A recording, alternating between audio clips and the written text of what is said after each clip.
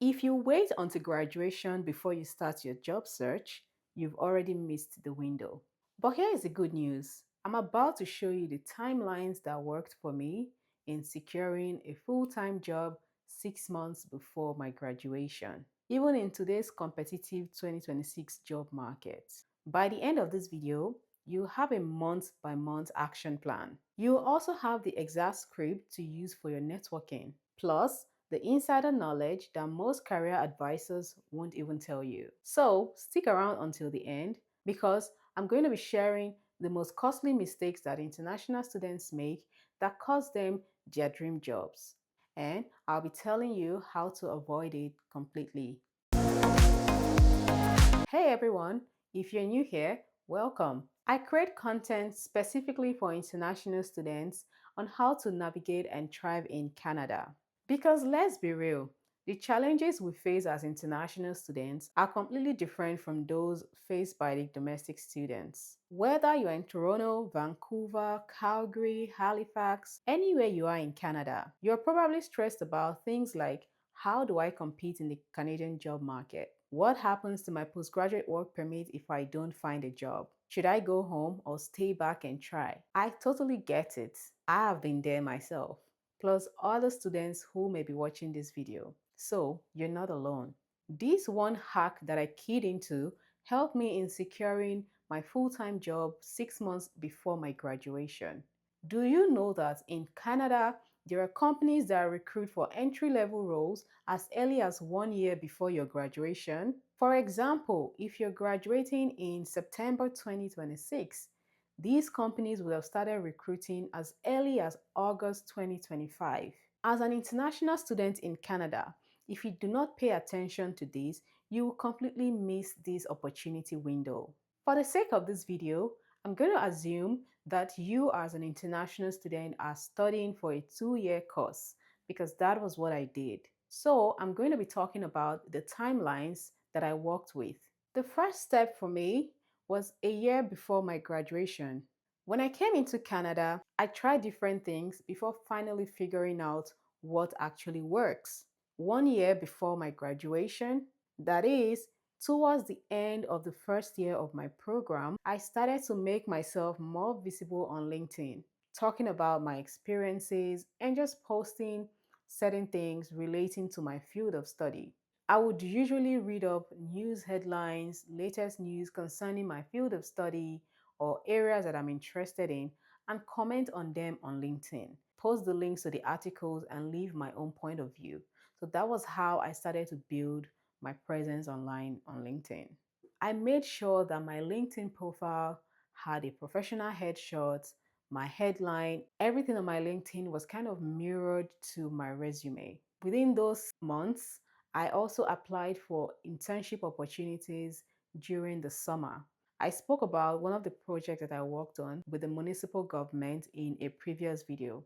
I'll attach the link to that video so that you can watch it. And I also talked about the strategy when looking out for these kinds of internship opportunities. So I had a 4 month internship opportunity with the municipal government, basically helping out with research relating to something on my field of study.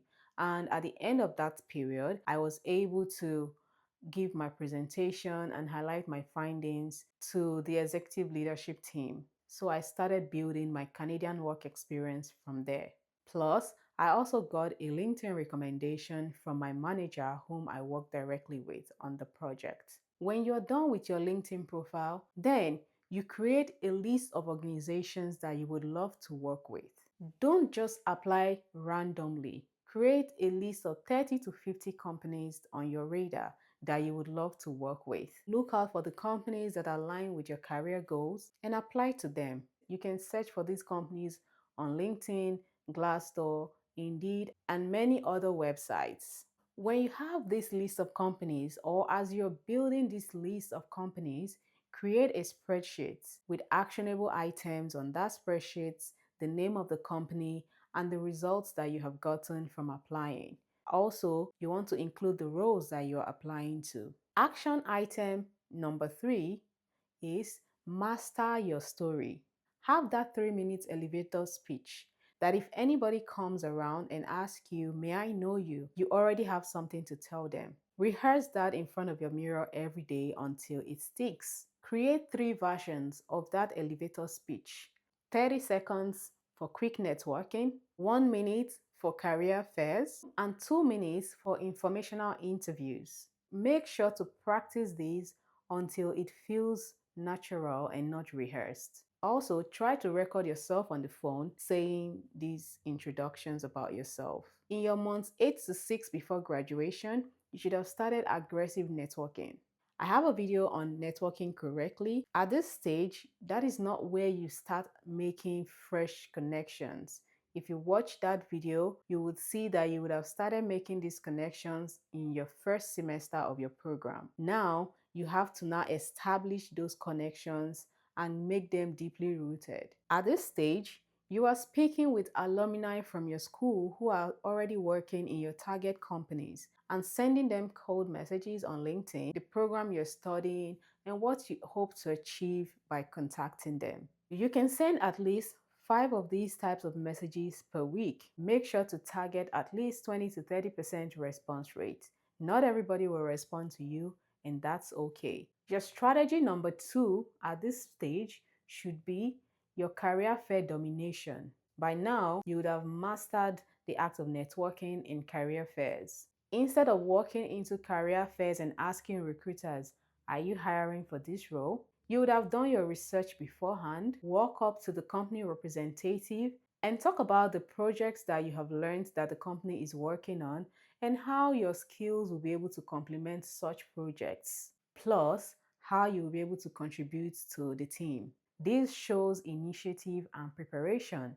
Recruiters do not forget students who show initiative and preparation. Strategy number 3, the informational interviews. After your coffee chats, for example, ask questions like, "Would you be open to connecting with me on maybe Teams or Zoom so that you can walk me through what your day-to-day on the job looks like?" This approach shows that it isn't just about applying or asking for a job, it is about building genuine connection and relationship. Now, in your 6 to 4 months before graduation, this phase is called your application phase. You have to apply strategically and not desperately. At this phase, you're going to apply the 80-20 rule. Spend 80% of your time working on 20% of those opportunities that really matter. Those opportunities may include referred applications, maybe from your network or within your alumni and those relationships that you have built over time. It could also be from companies that you have engaged with in their career fairs or reached out to volunteer for.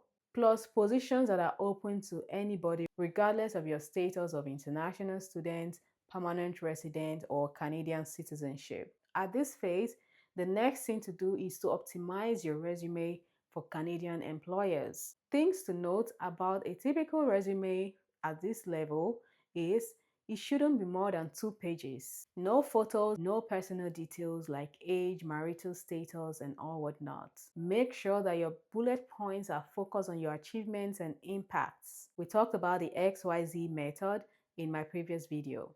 At this phase, unless the job explicitly states that it is for only permanent residents and Canadian citizens, you can apply for any job at this point.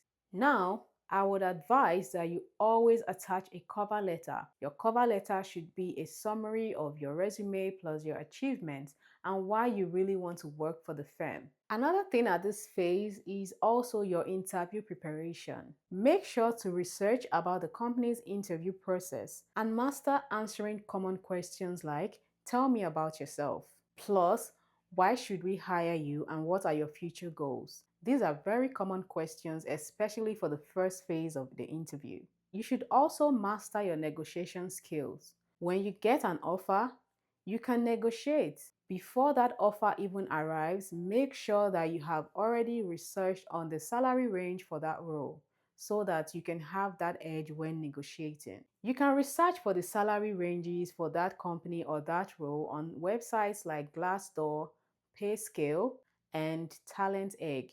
If the job requires you to relocate from where you currently live, you can ask for things like relocation allowance and other questions that are relevant to the job. Remember, When you get an offer, it shows that they want you. Don't undervalue yourself. Now, let's talk about the hidden strategies that separate students who actually get offers from those who struggle. Strategy number one, the early bird advantage. Make sure to apply to companies as early as possible. Many of these roles fill up really fast, and sometimes they might not be able to review all applications. So the earlier the better for you. Do not wait until the deadline before applying. Strategy number two, target scale up businesses, not just the big companies. Sometimes companies who have less than 100 employees, for example, need talent desperately, and such environments would help you grow really quickly in the ranks. Be flexible and do not limit yourself to just the big companies. Strategy number three, which I think most international students ignore, is the fact that you are an international student coming from another jurisdiction or another country. Leverage on that and show them that you are bringing a global perspective to the way things are in the organization. That way, you show them that you are not a risk, but you're an asset to the organization. Strategy number three, which could be a good networking hack for you, is that warm introduction. After those networking calls, simply ask, if a relevant position opens up, would you mind taking a second look at my resume before I apply for the position? That helps you establish an internal connection. Finally, apply for co-op positions. While you're waiting for your full-time job, you can also apply for co-op positions that you would resume after your graduation. Make sure you take up these internship positions while you are waiting for that big job. Do not overlook them. Most internship positions are a good pipeline for full-time employment. Here are common mistakes and how to avoid them. Mistake number one, waiting until after graduation. If you're graduating in April and you are waiting until April or May to be able to apply for jobs, you'll be competing against the whole graduate class of that season. Make sure that you apply before and earlier. Start your process as soon as possible. Start now. Mistake number two, hiding your international student status. It's of really no point because some jobs will explicitly tell you that the roles are for permanent residents and Canadian citizens. If you go ahead and apply for those positions, the employers will find out anyways. So don't hide your status. Apply for jobs that you are eligible for. Be upfront and confident about your eligibility. Mistake number three, those generic applications. Don't just make one resume and apply for different roles with that resume. Make sure to customize your resume for each role that you are applying for. Employers use the applicant tracking system ATS to filter applications. You want to make sure that your resume stands out for that role. Mistake number four, ignoring small talk. Canadians value small talk and being chatty. In interviews, don't just talk robotically, answering only the questions. Try to be chatty and see the interview as conversational. Have personality, ask questions, be confident, and show genuine interest in the role. I was scheduled for an interview sometime, and I looked at the people's names who would interview me. I looked them up. Coincidentally, one of the interviewers was going to be a speaker in one of the professional associations, the student chapter that I belong to. When I got into the interview, that was my first point of conversation. They were trying to be formal, which was good. While they were trying to introduce themselves, I simply asked, "Are you so person who will be speaking at this event?" And he said, "Yeah."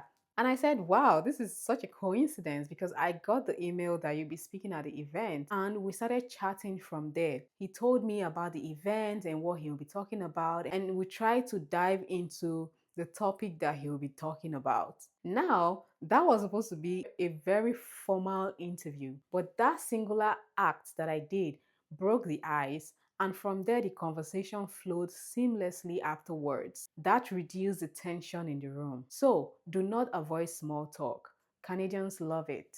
Mistake number five is not following up. After networking calls or interviews, make sure to send a thank you email within 24 hours of that call or interview. This is very basic, but most candidates don't do this.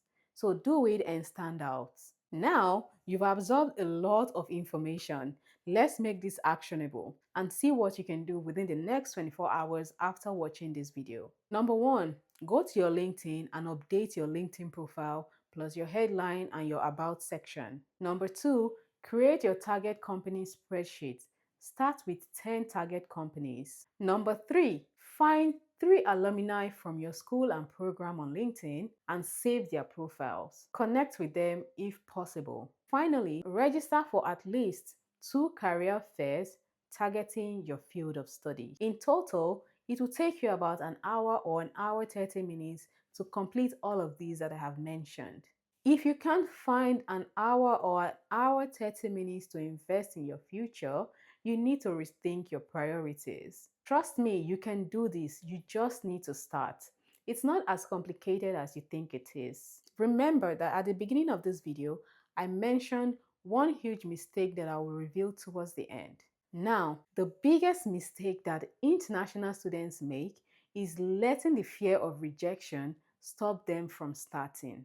Personally, I have lost count of the number of emails and applications that I sent before I got my first full-time job offer. But you know what? All it takes is just one yes, and you forget about all of that struggle you had in the past. Don't see rejection as a failure. See it as data. For every no that you receive, take it as a lesson and try to see what you can improve to get a better result next time. The only way you truly fail is by not trying at all. So, here is my challenge to you. Commit to this strategy over the next 6 months. Give it everything you've got. And I promise you, if you execute on what I have said today, you will get that job even before you graduate.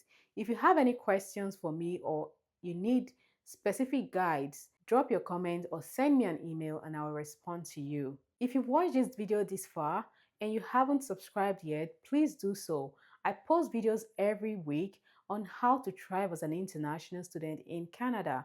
Also, leave a comment for me in the comment section and tell me what your biggest challenge is when it comes to job search. Is it the LinkedIn strategy? Is it your resume? Let me know in the comment section. And I'll create videos to specifically answer those questions. Listen, I know that the job search as an international student in a new country can be overwhelming.